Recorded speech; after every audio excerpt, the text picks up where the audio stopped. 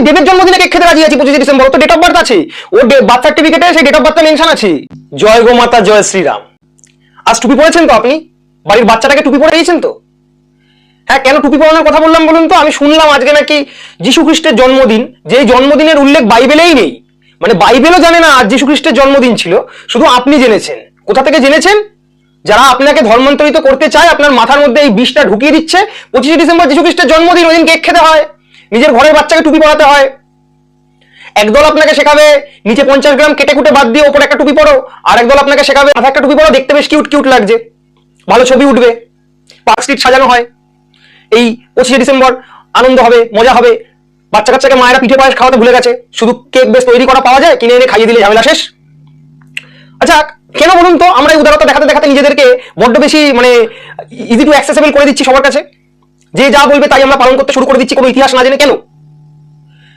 এই সান্টা ক্লজের কোনো উল্লেখ বাইবেলেও নেই। হ্যাঁ, আমি খুব জোর গলায় বলছি, সান্টা ক্লজের কোনো উল্লেখ বাইবেলে নেই। সান্টা ক্লজকে প্রমোট করা হয়েছিল কোকাকোলার অ্যাডের জন্য। এটাও আর একটা সত্য ঘটনা। 1900 খুব সম্ভবত 32 না 34, আমি সালটা এই মুহূর্তে মনে করতে পারছি না, দুঃখিত তার জন্য। সান্টা ক্লজকে কোকাকোলা ব্র্যান্ড প্রমোট করার জন্য ব্যবহার করা ছিল, যেহেতু একটু খুব জলি ক্যারেক্টার, তার জন্য। আপনারা বাচ্চাদের জোকার সাজিয়ে দিচ্ছেন মাথায় টুপি পরিয়ে। আপনি টুপি পরাচ্ছেন মানে আপনি বোকা বানাচ্ছেন, আমি সেটা বলতে চাইছি। ওদেরকে ওদের সংস্কৃতিটা শেখাচ্ছেন না।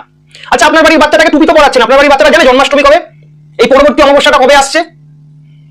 আপনার বাড়ির বাচ্চা মাসে 2-3টে করে যে একাদশী পড়ে, কোন মাসে 3টে কোন মাসে 2টো, ডেটগুলো জানে?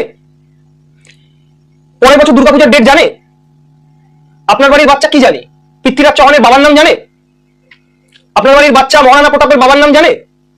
নিজের ঠাকুরদার জন্মদিন জানে? নিজের ঠাকুমার জন্মদিন জানে? কি শিখছে? যীশু খ্রিস্টের জন্মদিন, এমন জন্মদিন যার উল্লেখ বাইবেলেই নেই। খুব ভালো, এগুলো আপনারা শেখাচ্ছেন, আপনারা শেখান। না না, আমি উদারতা দেখাতে পারবো না। কেন দেখাতে পারবো না জানেন তো?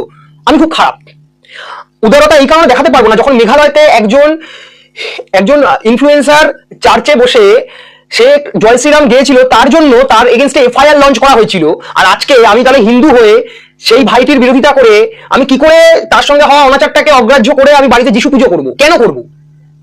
আমাদের ধর্ম সনাতন, আমাদের সনাতন সংস্কৃতি এই পৃথিবীর বুকে, সারা বিশ্ব ব্রহ্মাণ্ডের বুকে সবচেয়ে পুরাতন। আমরা সেই জাতি যারা আজ অব্দি আমরা সনাতন সংস্কৃতিকে মেনে এসেছি, মানে আমরা সেই জাতি যারা মুঘলদের কাছে মাথা নত করে নিজেকে ধর্মান্তরিত করিনি। তাহলে কেন মানতে যাব? এই পাশ্চাত্য শিক্ষা যেটুকু নেওয়ার দরকার ছিল সেটুকু তো ছেলেমেয়েরা নেয় না, যেইগুলো নেওয়ার না সেই পাশ্চাত্য সংস্কৃতিটাকে আপন করে নেয়। সমস্যাটা সেইখানে হচ্ছে।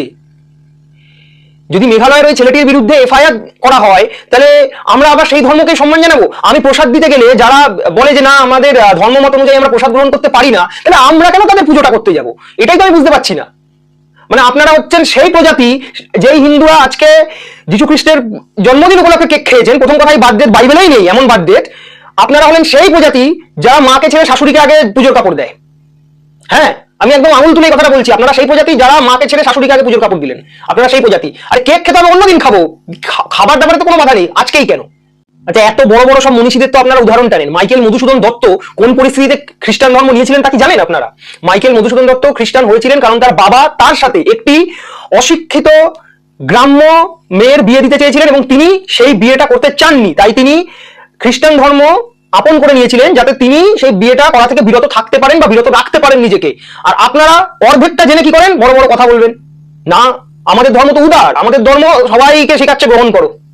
আর বাকিদের ধর্মরা যখন আমাদের লাঞ্ছিত করে দিচ্ছে, আমাদেরকে তুচ্ছ তাচ্ছিল্য করে দেখছে, আমরা প্রসাদ দিতে গেলে খ্রিস্টানরা খায় না, আর আমরা ওদের পুজোগুলো করবো। আরে আমাদের এতগুলো দেবতা, আপনি সবকটা দেবতাকে পুজো করতে পেরেছেন আজ অব্দি একবার করো?